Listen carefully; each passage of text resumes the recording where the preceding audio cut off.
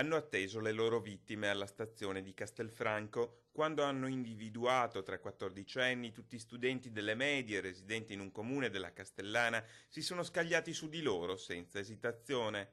I due aggressori, un quindicenne e un ventenne, entrambi stranieri, hanno prima chiesto del denaro, poi non ottenendolo hanno deciso di fare a modo loro. Prima hanno menato calci e pugni, poi quando le vittime non avevano alternative li hanno praticamente spogliati per controllare se dicessero la verità o avessero nascosto dei soldi, magari nei calzini. Quando le vittime hanno raggiunto casa e hanno raccontato tutto a mamma e papà, i genitori hanno sporto denuncia. A rintracciare gli aggressori le forze dell'ordine che li hanno segnalati con le accuse di percosse, minacce e ingiurie. La collaborazione è fondamentale in questo tipo di fenomeni perché fanno emergere situazioni che altrimenti non sarebbero noi conosciute.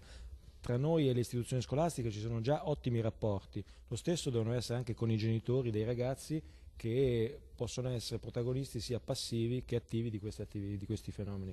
Poche ore dopo i carabinieri si sono trovati però a fronteggiare un secondo caso di violenza tra minori. È stato il vicepreside di un istituto superiore di Castelfranco a chiedere l'intervento delle forze dell'ordine.